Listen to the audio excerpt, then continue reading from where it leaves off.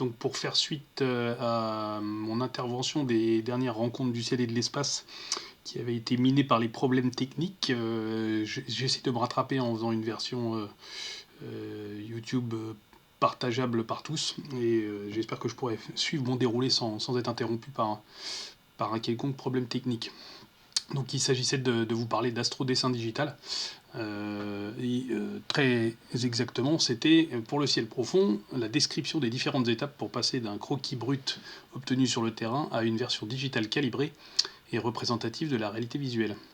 Donc je suis observateur du ciel profond depuis pas mal de temps et je dessine depuis 1992 et ça fait 5-6 ans que je fais ça de manière beaucoup plus digitale comme je vais vous le présenter. Alors pour ça j'utilise quelques logiciels. Donc je vais vous présenter brièvement les logiciels et les outils. Il y aura peut-être d'autres vidéos pour expliquer plus en détail certains outils si ça vous intéresse et l'utilisation que j'en fais. Là j'essaie de vous présenter de manière assez synthétique toute la procédure et tous les méandres par lesquels je passe pour produire une version digitale des croquis que j'obtiens directement sur le terrain. Alors, il n'y a pas un plan très très défini, ce qui fait que je vais peut-être vous perdre un petit peu en route et me perdre moi-même, mais j'essaye de mener la procédure de A jusqu'à Z. Donc voilà, ça commence par les logiciels que j'utilise. Donc le premier de cela, c'est Observation Manager. C'est un outil de base de données qui me permet de gérer mes observations. Alors ça permet de combiner un petit peu les deux, les descriptions. Donc vous voyez par exemple ici, là je suis dans mes fiches, hein, il y en a beaucoup. Dans l'index catalogue, donc IC63, c'est la nébuleuse qui est à côté les nébuleuses qui sont à côté de Gamma Cassiopée par exemple. Et je peux enregistrer les descriptions, les conditions de l'observation, etc. Et y rajouter les dessins que je peux ouvrir de cette manière. Et donc bien sûr les dernières versions de mes dessins digitaux. Donc ça c'est le premier logiciel. Le deuxième logiciel que j'utilise bien sûr c'est Photoshop. J'avais une vieille version que j'utilise depuis la CS3 qui permet de finaliser le dessin digital. Je pense que d'autres logiciels comme GIMP etc. permettent d'obtenir un petit peu les mêmes choses de manière différente, mais bon, c'est l'outil que j'avais, donc c'est avec celui-là que j'ai développé ce qui va me servir par la suite. Autre logiciel que j'utilise, c'est Aladdin Desktop. Donc c'est une version d'Aladdin qui s'installe directement sur l'ordinateur. Il y a une version qui est disponible sur Internet, mais sur ordinateur c'est un petit peu plus pratique. Bien sûr, il faut une liaison Internet puisque il va chercher les catalogues et les images directement en ligne. C'est un logiciel encore une fois gratuit et multiplateforme. Alors ce logiciel-là me sert plutôt comme base de données pour avoir le canevas stellaire de mes dessins informatiques. Voilà. Ensuite, qu'est-ce que j'utilise d'autre? J'utilise bien sûr quelques sites internet qui me permettent d'avoir des images, notamment le Wikisky. Donc le Wikisky, il y a plusieurs sites internet qui donnent les images du DSS, du Digitized Sky Survey. Celui-là est assez pratique parce qu'elles sont un petit peu en couleur et vous verrez comment je m'en sers pour obtenir une carte de base qui me sert à baser mon dessin digital à partir du croquis que j'ai fait sur le terrain et à le compléter et à le rendre un petit peu plus exact et conforme à ce que j'ai vu et ce que j'ai parfois mal retranscrit.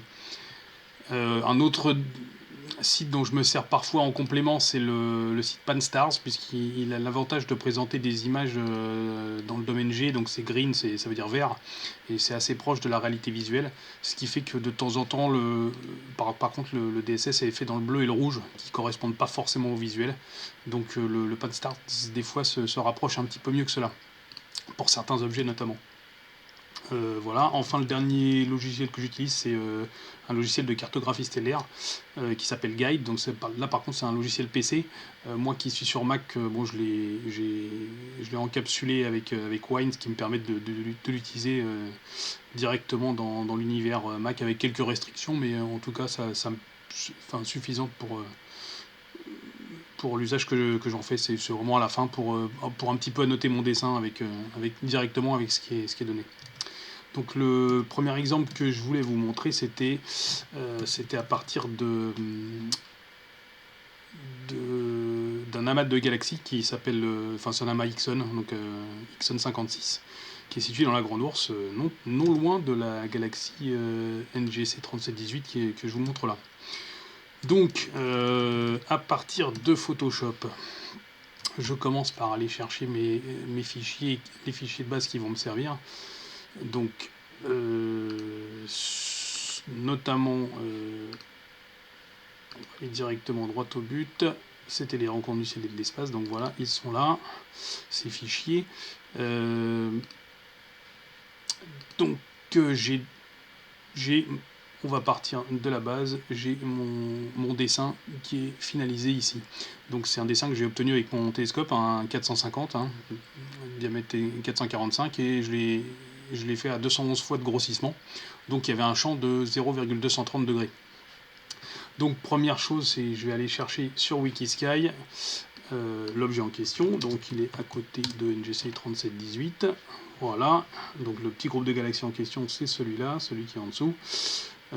Et donc je vais demander une photo de cette zone en cliquant sur cette icône-là.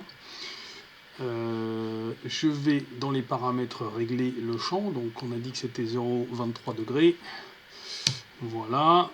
La résolution de base que je donne sur mes dessins, c'est 2000 pixels, c'est pas mal, ça permet d'avoir une image suffisamment détaillée, enfin de mon point de vue pour l'instant, c'est ce que j'utilise un petit peu à chaque fois. Donc voilà, par contre c'est pas NGC 3718 que j'ai dessiné, c'est plutôt l'amas de galaxies, mais il y avait quand même la présence de cette grande voisine, alors même si je ne l'ai pas bien détaillé sur mon dessin, parce que c'était pas le but de l'observation, la proximité valait le coup d'être rendue. Donc voilà, je me place un petit peu dans la même configuration que mon dessin. C'est chose faite ici, donc je demande à ce qu'il me procure l'image JPEG équivalente. Ça peut prendre un petit peu de temps en temps, mais là c'est assez rapide. Voilà, donc là j'enregistre mon image au bon endroit. Bon alors bien sûr je l'avais déjà faite, mais j'écrase ce que j'avais déjà fait.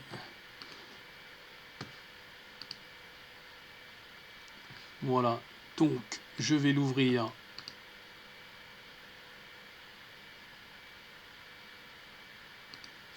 à partir de Photoshop.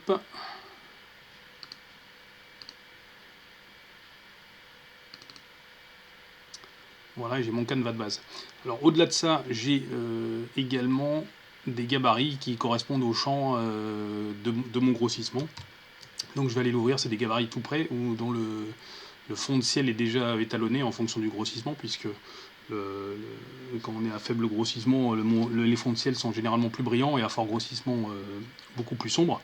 Donc j'ai traduit ça un petit peu par des fonds et c'est déjà étalonné chez moi. Donc c'est ici, et vous voyez que j'ai la gamme de grossissement et des télescopes qui sont employés, donc par exemple 74 fois sur un 450 ou alors 75 fois sur un 310. Il y a quelques instruments un petit peu différents que j'ai utilisés et dans lesquels j'ai dessiné. Donc là on était à 211 fois, donc le gabarit correspondant c'est celui-là. Donc généralement j'utilise une image un petit peu au niveau des réglages, vous voyez, en couleur RVB et puis 16 bits par couche, et donc bien sûr 2000 pixels par 2000 pixels.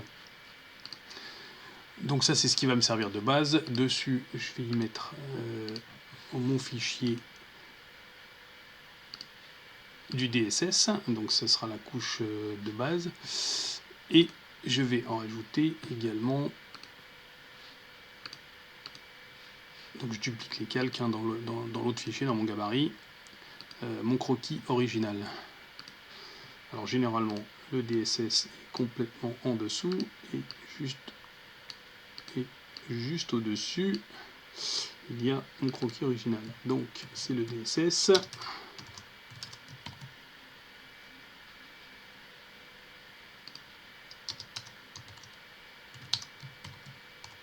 Voilà. Et celui-là, ce calque-là, Donc ce qui est génial, bien sûr, c'est la gestion des calques. C'est mon croquis original. Voilà, alors sur le gabarit, j'ai bien sûr au cas où j'utilise des filtres, donc j'ai les différents fonds de ciel, puisque bien sûr les filtres également assombrissent le fond de ciel. Bon, bien sûr, là sur des galaxies, je ne les ai pas utilisés, ils ne présentent aucun intérêt, donc je supprime ce qui ne m'intéresse pas. Ensuite, la première étape, c'est que je vais comparer un petit peu mon dessin par rapport au DSS. Tiens, ici avec un petit peu en faible, voilà. Donc là, je vais diminuer un petit peu son opacité pour pouvoir le modifier et le mettre à l'échelle pour que ça corresponde.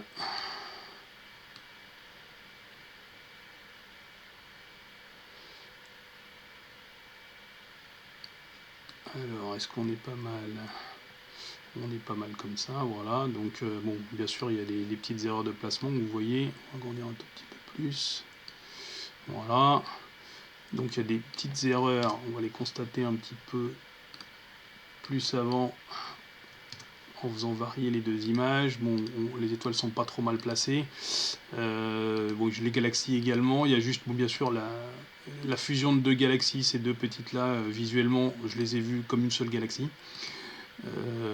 Et puis la galaxie Paratranche, hein, je l'ai un petit peu orientée trop à droite. Voilà. Bon, sinon c'est assez fidèle. Donc partant de là, il nous reste à placer. Enfin, la première étape, ça va être de placer les étoiles. Et les étoiles, bien sûr, on les représente avec un pinceau et différentes grandeurs de pinceaux. Alors tout ça, je les ai étalonnés un petit peu à l'avance.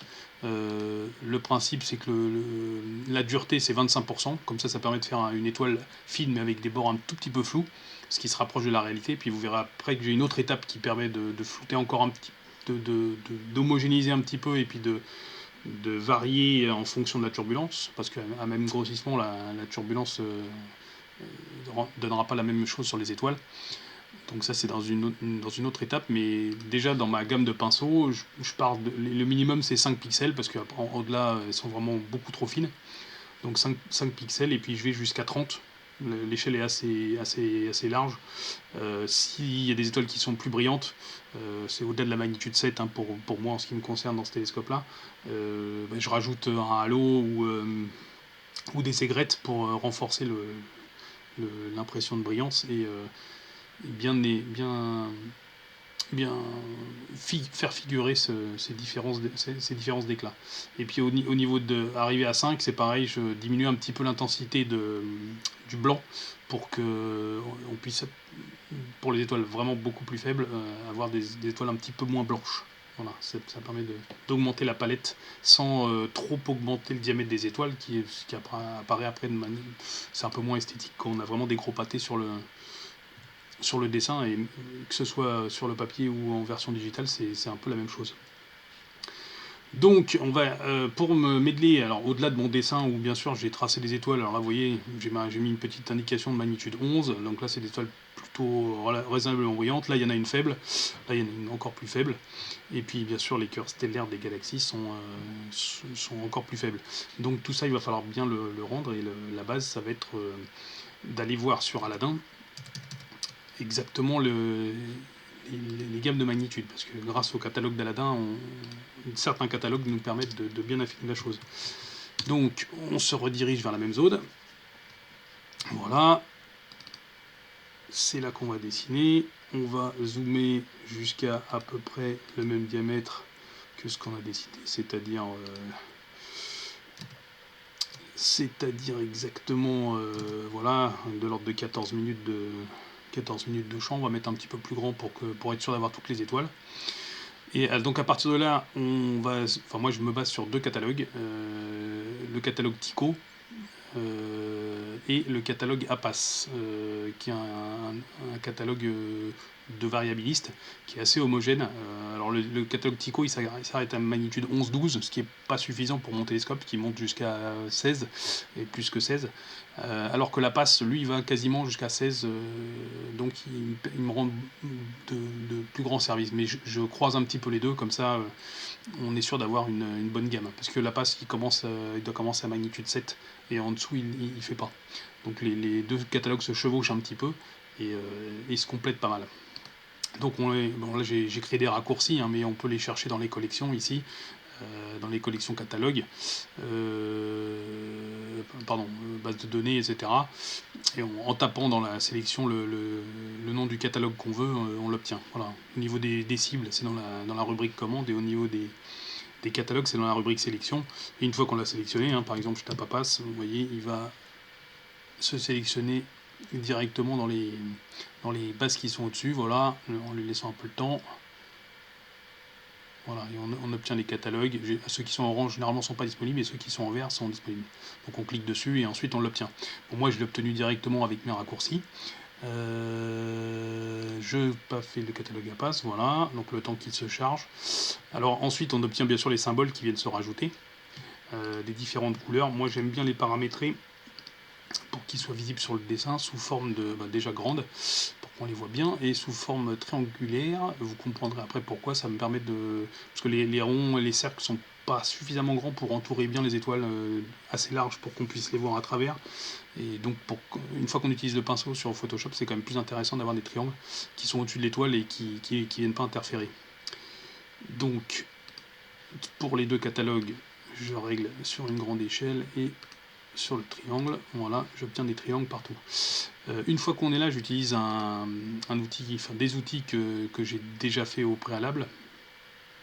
Donc ce sont des macros, et qui vont me permettre de faire des différentes images de chaque tranche de magnitude stellaire que je vais utiliser dans mon dessin.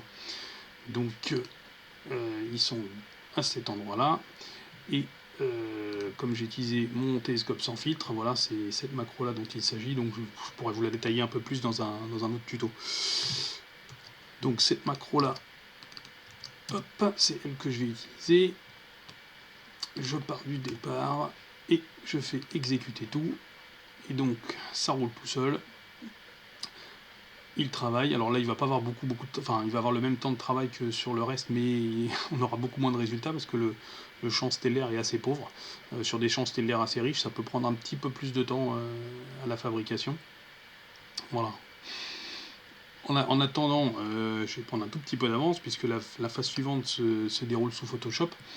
Et là, on utilisera la fonction script qui permet, en utilisant chargement des fichiers dans une pile, il va permettre de charger tous les fichiers créés par Aladin dans le même fichier, de les agglomérer. Donc on va attendre qu'il ait terminé. Voilà, on est aux étoiles de taille 20, 21, on va jusqu'à 30.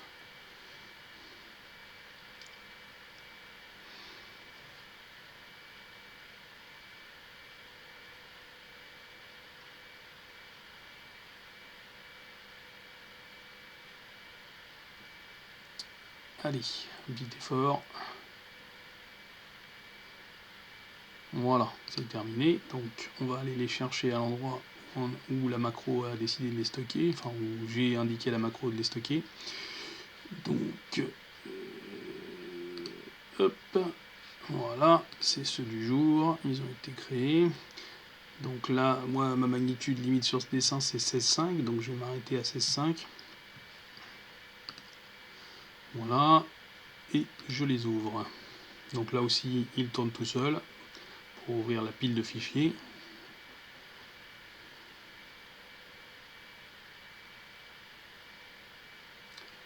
Là, c'est un tout petit peu plus long que d'habitude parce que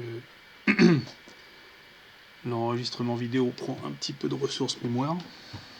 Donc je vous prie de me pardonner. Profitez-en pour prendre un café. Ou toute autre activité de votre choix.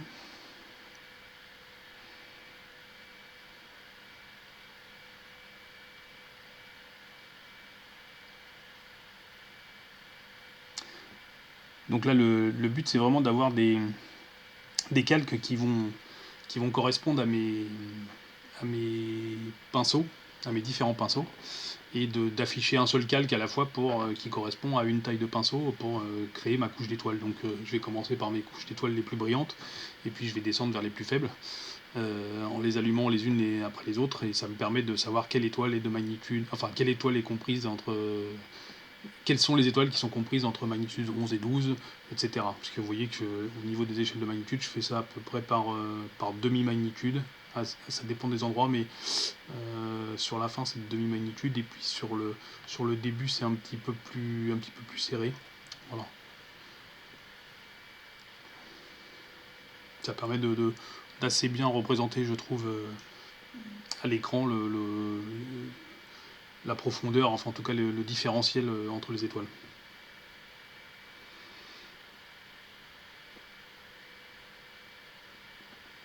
Alors bien sûr, c'est une procédure qu'il faut faire plusieurs fois quand on a de nébuleuses et qu'on a dessiné avec des filtres. Si on veut obtenir les versions avec filtre ou sans filtre, il faut reproduire la procédure. Je vous montrerai comment dans un deuxième exemple. Voilà, il a terminé. Je remets juste les fichiers un peu dans l'ordre. Hop, je les duplique sur mon premier fichier. Voilà, c'est fait. Donc sur mon premier fichier,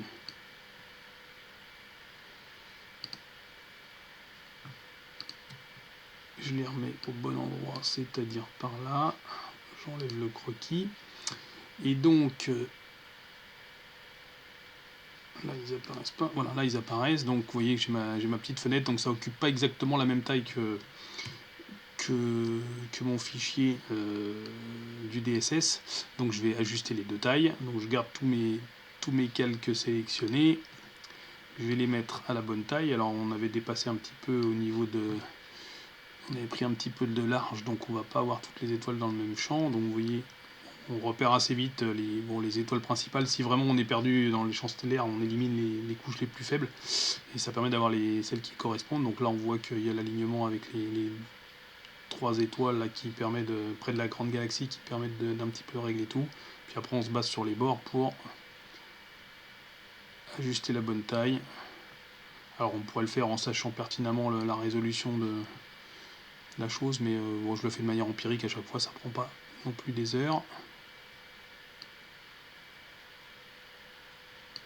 Voilà, on est à peu près bien en largeur. On va ajuster la hauteur.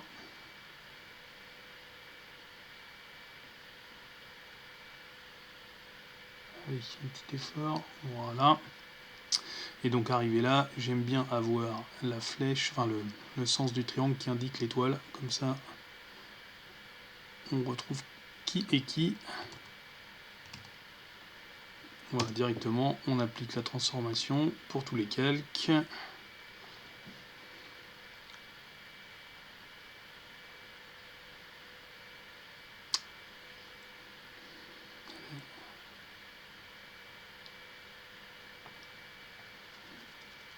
La vidéo ouvre des ressources, c'est sûr.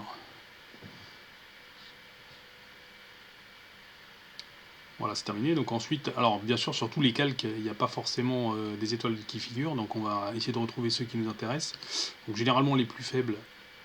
Alors là, les plus faibles, ça doit être un petit peu trop faible pour les catalogues qui sont sélectionnés, donc il n'y a rien. Donc on peut le laisser. Celui-là, voilà, on en éteint quelques-unes, on en éteint quelques-unes, là aussi, là non, là non plus, là non plus, là oui, là oui, et là oui. Ok, donc là on a fait le tour, il ne reste plus une étoile dans le champ, ce qui veut dire que tous les autres calques sont inutiles. On les supprime.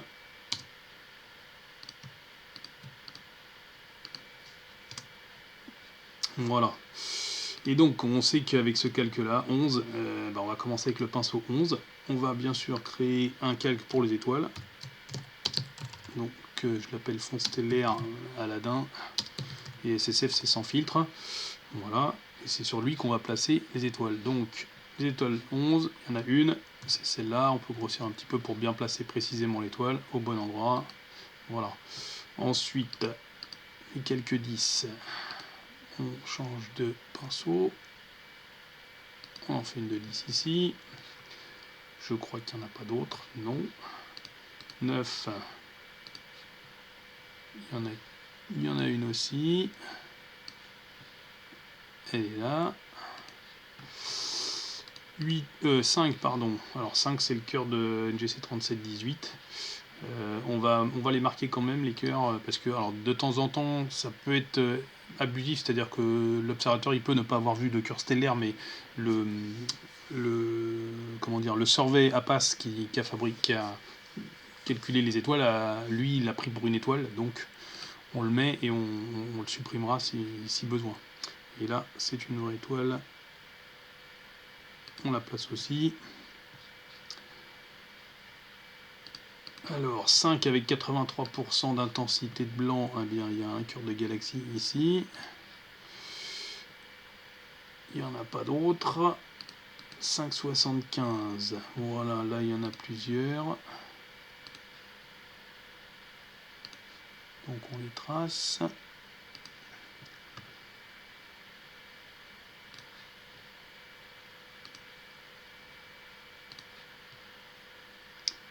Un cœur de galaxie également. Je crois que celui-là figure sur mon dessin d'ailleurs. Dans la fusion des deux galaxies. Voilà, je crois qu'on a fini pour cet étage-là. Et le 5 à 50%. Ah, il y aurait le cœur de la galaxie par la tranche peut-être. Cette étoile-là.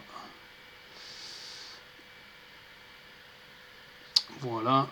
Et ensuite, il n'y en a pas qui ont été mesurés. Alors bien sûr, arrivé au bout de cette procédure, je vais quand même comparer un peu avec ce que j'avais moi en croquis. Donc là, je vais passer. Oh, j'avais mon fond de ciel qui n'était pas complètement. C'était juste. Alors, oui, le fond de ciel, initialement, je le règle sur 75% d'opacité, ce qui me permet de tracer les étoiles et de voir quand même le fond et de bien juxtaposer les deux pour vérifier que j'ai bien dessiné toutes les étoiles. Donc en fin de procédure, après je me retrouve avec mon champ stellaire, voilà, qui ressemble à ça. Là, on n'a plus besoin des calques d'Aladin, donc on peut les supprimer. Donc j'ai mon calque de fond stellaire qui est là, j'ai mon calque fond de ciel, donc là il est réglé à 6%, c'est un noir qui est à 6%, qui correspond à peu près à l'opacité du ciel qu'on obtient à ce grossissement-là. Donc si je supprime cette version-là, voilà, je tombe sur mon croquis original. Donc est-ce que j'ai bien les étoiles? Oui. J'ai les galaxies. Il y en a une étoile que j'ai, enfin les étoiles que j'ai dessinées qui étaient hors champ. Voilà. Donc on doit être bien. Alors vous voyez que j'ai dessiné un petit peu moins que le champ réel. Ça arrive souvent qu'on dessine pas forcément exactement l'entièreté du champ parce que ça présente pas forcément un intérêt. Mais à la fin, je pense que pour obtenir un bon dessin digital, c'est le mieux pour qu'il représente le mieux ce qu'on a vu, c'est qu'on se confronte au champ qu'on a réellement eu à l'œil. Voilà, donc là on est bien. Ensuite, donc on va attaquer les galaxies. Alors là, je m'aide un petit peu de mes observations de terrain pour les galaxies et de gabarits que j'ai déjà fait. Alors sur les observations de terrain, là, je me suis fait un petit résumé. Je vais vous le sortir tout de suite. Il est là. Voilà, il s'agit des observations. Non, c'était peut-être pas besoin de l'ouvrir avec celui-là. On va l'ouvrir avec Photoshop. Autant rester dans la même fenêtre. Voilà. Hop, et c'est là que j'ai mes galaxies en bas. Que j'ai un petit peu tout décrit. Alors à la rigueur, on va commencer par celle du haut. Donc là, je vous ai noté mes abréviations. Hein. Donc c'est NGC 3718. Je l'ai vu en vision directe, au niveau 2 de la vision directe. C'est l'échelle, c'est l'extrême si vous cherchez mes échelles de vision. VD, c'est vision directe. Et VI, c'est la vision indirecte. L, ça veut dire large, donc grande. BM, c'est brighter middle, ça veut dire le centre est plus brillant. E, c'est elongated, allongé, et bid, c'est bord indélimitable. Alors il y a un mélange de franglais, hein, c'est vraiment c'est mon jargon à moi, je me comprends. Et ça, les valeurs chiffrées qui sont ici, c'est la taille apparente sur mon dessin, donc elle a une ellipticité de... Enfin, le rapport petit axe sur grand axe vaut 55%. Donc, je vais aller chercher dans mes gabarits une tâche, enfin des gabarits que j'ai déjà créés. Alors, je vous les montre. Ils sont là. Hop. Donc, ça, c'est mes gabarits de grossissement. Pardon. Voilà. Et j'ai mes palettes, ce que j'appelle les palettes donc, de nébuleuses. Donc là, il s'agit d'une palette de nébuleuse avec un centre plus brillant, donc c'est de cette palette-là qu'il s'agit. Et en fait, j'ai tout un échantillon de galaxies, voilà, qui ont de palettes nébuleuses que j'ai réalisées, qui ont un champ plus ou moins brillant. Donc voilà, avec des éclats différents que vous voyez ici ou ici. Voilà. Et il y a aussi, alors là, cette galaxie-là, elle avait un champ, elle avait un centre qui représente à peu près 50% de la surface qui était plus brillant. Donc on est dans cette gamme-là. Donc le VD2 50%, il est ici. Voilà, c'est ce modèle-là. Donc là, il est circulaire, hein, bien sûr. C'était pas le but de mon observation, mais elle était allongée dans un 200, donc elle devait être forcément allongée dans le 450, parce que j'avais une observation avec un 200. Donc je duplique ce calque dans mon fichier. Voilà, et je l'ai obtenu. Donc il est là. C'est LGC 3718. Voilà. Je vais régler donc son ellipticité à 55%.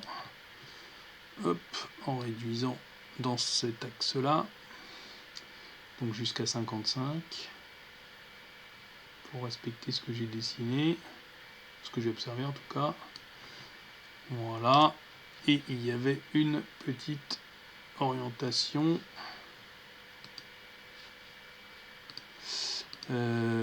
Donc rotation un petit peu dans cet axe là. Voilà, bon, sachant que c'était vraiment pas le sujet principal. Donc là j'ai réglé l'orientation et l'aplatissement. Bien sûr il va falloir régler la taille. Donc hop, là on peut un petit peu aussi se servir de la taille du croquis, hein. Donc hop, homothétie. On va aller jusque par ici pour respecter. Voilà, sur le dessin, vous voyez que d'ailleurs j'ai fait vraiment une tache ronde. Je me suis pas du tout attaché à cette galaxie. Jusqu'à 44. Voilà, c'est pas mal. Et donc, voilà, in fine, on va quand même la placer par rapport à la photo.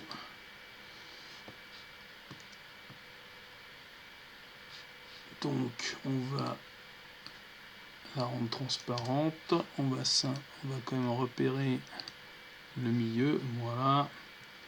Et on va aller le placer sur le cœur de la galaxie qui se situe à peu près par là.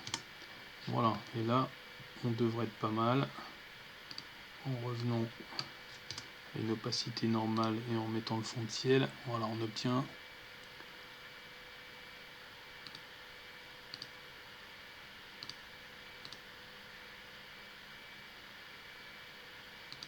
quand même la mettre au bon endroit. Alors généralement on la met sous le calque des étoiles. Sinon, en surimpression, ça peut effacer les étoiles qui sont en dessous. Alors que quand c'est en dessous, généralement les étoiles sont bien plus brillantes, donc elles se détachent forcément au-dessus. Donc voilà, par contre, il n'y avait pas de centre stellaire, donc sur mon calque d'étoiles, je vais enlever ce centre stellaire qui ne sert pas, qui n'a pas lieu d'être. Donc on a déjà fait la grande galaxie. On va s'attaquer aux petites. Alors les petites, il y en avait plusieurs. Les notes d'observation sont ici. Donc par exemple, on va commencer par la PGC 35631, qui était VI5 et qui était homogène. Donc je vais chercher ma palette homogène.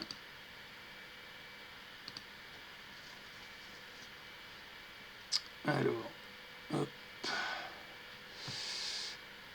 Et là,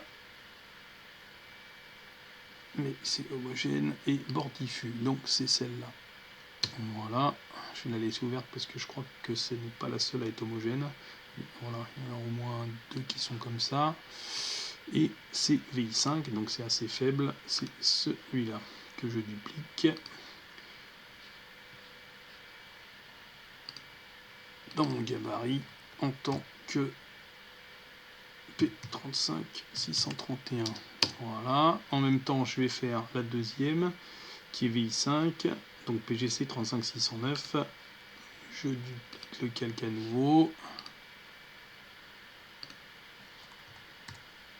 Et on a dit 35609.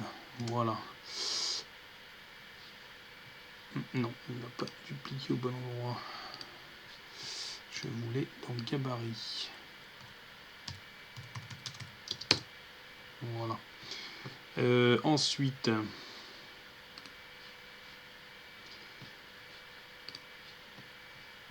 il a mis au bon endroit. Excusez-moi. Voilà.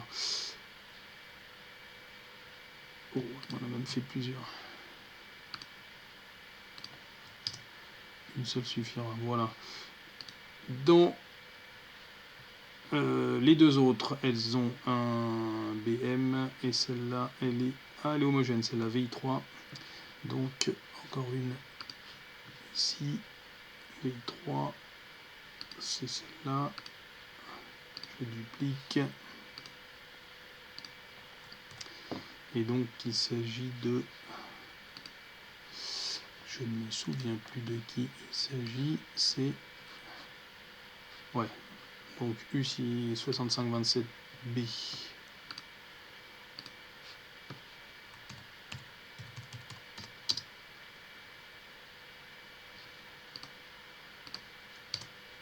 Voilà. Donc là, j'en ai fait 3. Il me reste la dernière. Qui est une BM. Donc... mes fichiers BM, ils sont là. Ma palette BM, je l'avais déjà ouverte tout à l'heure pour NGC 3718. J'aurais pu la laisser ouverte, j'aurais gagné un petit peu de temps. Voilà, et donc elle est VI2. VI2, c'est ici.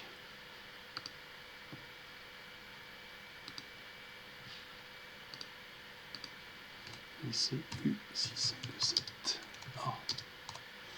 Voilà, donc normalement j'ai mes 4 voilà, mes 4 palettes qui sont prêtes. Donc 35631, c'est la première de ces dames.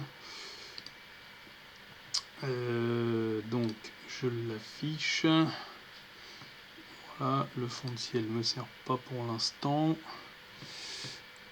Et donc c'est 34% son rapport. Donc je sélectionne le bon calque et je vais modifier sa taille pour arriver à 34%.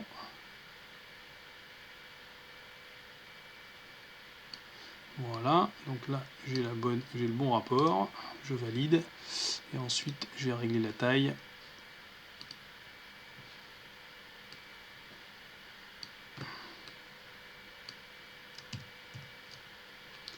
Donc je grossis un petit peu.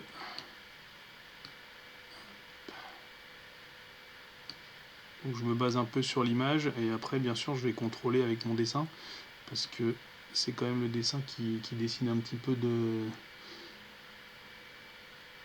ce que j'ai pu voir.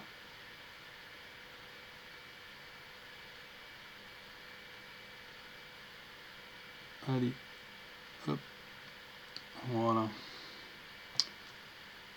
Voilà, je vais jouer sur l'orientation. Donc là du coup, je vais respecter l'orientation de la photo qui correspond à ce que j'ai dû voir et ce que j'ai mal retranscrit, malgré que je l'ai mal retranscrit au niveau de l'orientation. Voilà, là je suis bien. Hop, voilà. Alors, on obtient ça. Si on compare au dessin,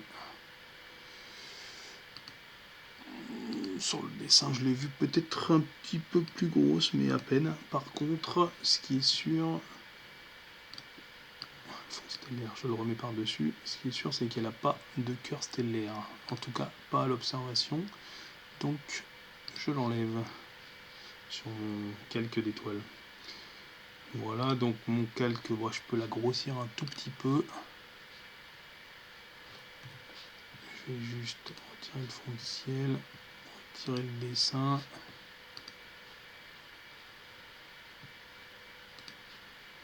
Voilà, je grossis pour pouvoir régler finement. On va grossir de 10%, disons. Voilà.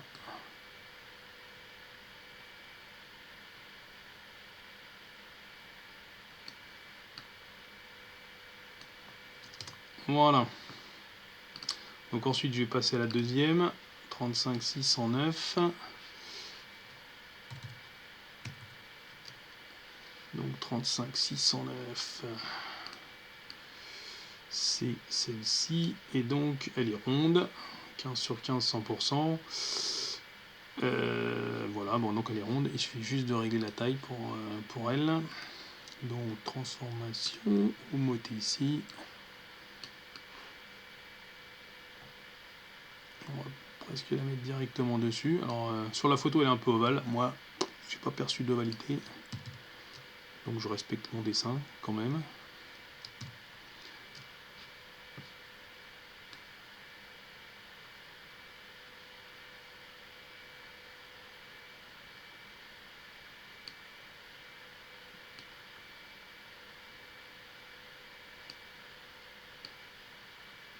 Voilà.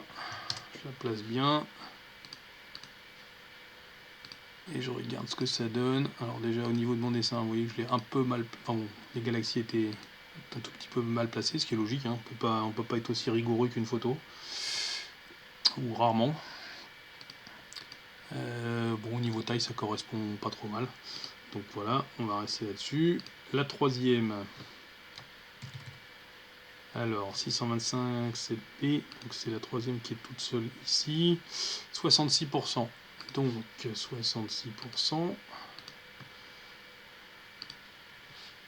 On sélectionne.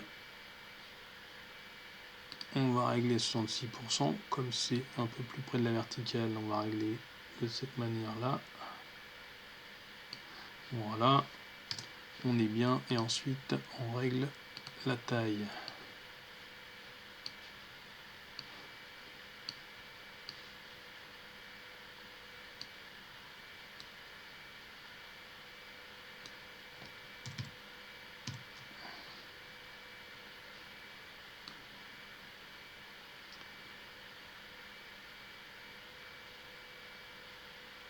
Hop, voilà.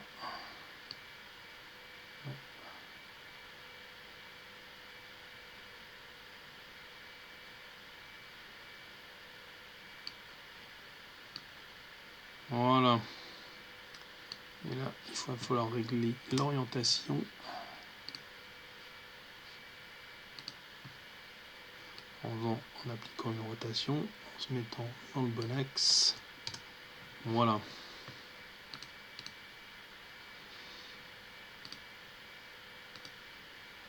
Donc au niveau taille, on est pas mal. Et la dernière.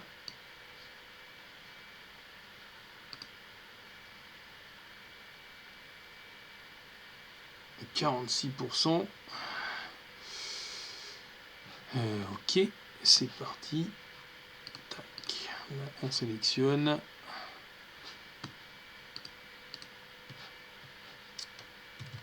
On reprend un peu de vue d'ensemble. Et on applique.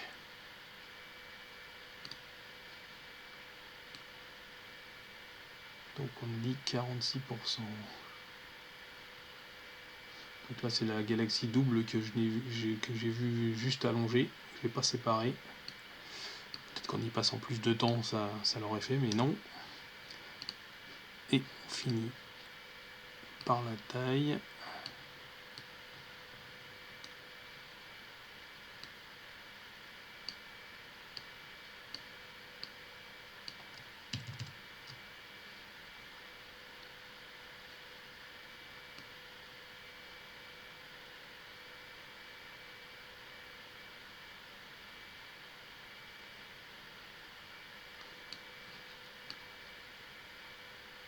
Voilà, donc on place un cheval sur les deux galaxies.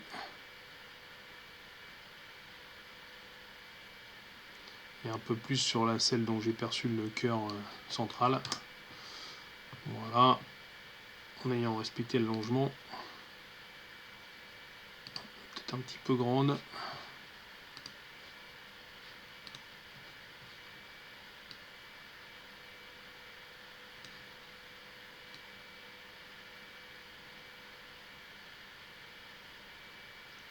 Bon, il y a pas mal de... Là, je vous montre ces dessins-là après avoir eu un petit peu suffisamment d'expérience pour que ça aille assez vite, mais on fait souvent des essais-erreurs. Ce qui est pratique avec Photoshop, c'est qu'on peut vraiment on peut remonter, annuler et revenir vers l'arrière. Faut pas bien sûr oublier d'enregistrer régulièrement pour pouvoir, quitte à faire des sauvegardes, pour être sûr de ne pas massacrer un dessin et d'avoir tout à recommencer. Donc, qu'est-ce que ça donne? Ouais, encore trop grande, de mon point de vue.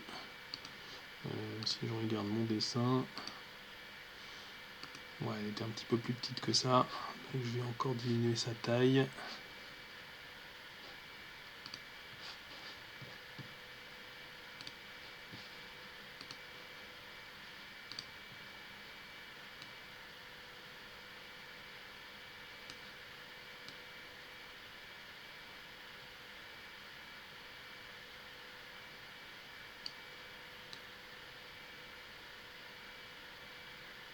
Voilà.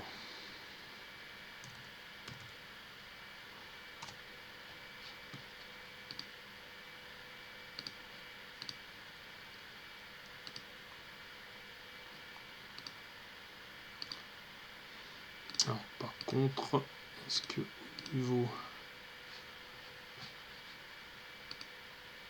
Il faut que je mette un petit peu d'inclinaison, parce que les deux ne sont pas parfaitement alignés. Alors, c'est plutôt comme ça.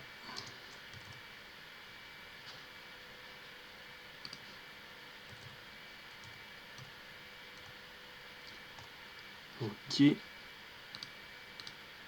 Donc voilà, on a obtenu notre galaxie. Alors du coup, ça fait un peu comme si l'étoile était un peu... enfin, le cœur était un petit peu décentré. Mais bon, à l'oculaire, c'était comme ça que ça paraissait. Ça me paraissait un peu plus centré en fait. Donc j'ai quand même décalé ma galaxie pour la recentrer un tout petit peu plus. Voilà. Sur tous ces calques-là, je vais appliquer leur mode en éclaircir. Ça permet d'adoucir un peu la rupture entre le fond de ciel et les isophotes du bord de la galaxie, en fait, à chaque fois. Ça permet de faire une rupture un peu moins brutale. Sinon, il y a des fois, sur certaines nébuleuses, ça donne un côté, enfin, un artefact un petit peu sombre. Alors des fois qui est inévitable, quand il y a un trop gros contraste, mais quand il y a un faible contraste, ça le fait un petit peu aussi. Donc je les mets dans ce mode-là pour que ça s'incruste bien. Je vais le faire aussi pour la grande galaxie. Voilà, donc là j'ai fini le travail sur mes galaxies. Si on regarde une petite vue d'ensemble, voilà, on obtient ce qu'on avait. Et quand on compare au dessin, bah, même si on apporte un peu de soin, j'ai essayé de bien mettre celle-là un petit peu plus brillante et celle-là un petit peu plus faible. Mais là, le dessin digital permet quand même de bien étalonner les choses. Et à terme, il me permet de comparer ces galaxies-là à d'autres en termes de vision. Alors sur les étoiles, j'applique un petit script pour... voilà ce que j'appelle du floutage stellaire, donc qui est en fonction de la turbulence du moment. Alors là, pour ce dessin-là, le signe, je l'avais établi à 2/5, donc il y avait quand même d'assez bonnes conditions de vision. Donc à 211 fois, là c'est comme si la turbulence était moyenne, donc 3 sur 5. Donc si elle est de 2 sur 5, on peut considérer que c'est la même chose que 3 sur 5 au grossissement inférieur. Donc je vais utiliser le floutage stellaire qui est là. Bien sûr, plus on monte dans les grossissements et plus on arrive sur des turbulences infernales et plus le script de floutage est intense. Donc là, je l'applique. Voilà, alors ce script là c'est un flou gaussien et ensuite une accentuation pour rendre un petit peu la chose meilleure. Donc j'enlève mon fond stellaire de base et voilà, j'obtiens des étoiles qui sont un petit peu plus faibles, un petit peu plus réalistes, un petit peu plus adoucies sur les bords. Enfin bref, moi je trouve que c'est un petit peu mieux. Donc voilà, j'ai fini la procédure, j'ai plus qu'à rajouter les bords et on obtient ce résultat sur des galaxies. Je grossis un petit peu moins si on veut avoir une vue d'ensemble. Et on obtient, de mon point de vue, quelque chose qui ressemble assez bien à ce que j'ai dû voir à l'oculaire. En tout cas, un petit peu mieux que ma simple version papier, qui était déjà pas mal léchée, mais celle-là, je trouve, gagne bien en réalisme. Voilà, ce que je vais faire, je vais peut-être m'arrêter là pour les galaxies, puis je vais vous faire un deuxième tuto pour les outils, enfin pour la nébuleuse et pour les outils un petit peu plus en détail. Voilà, donc merci de votre attention.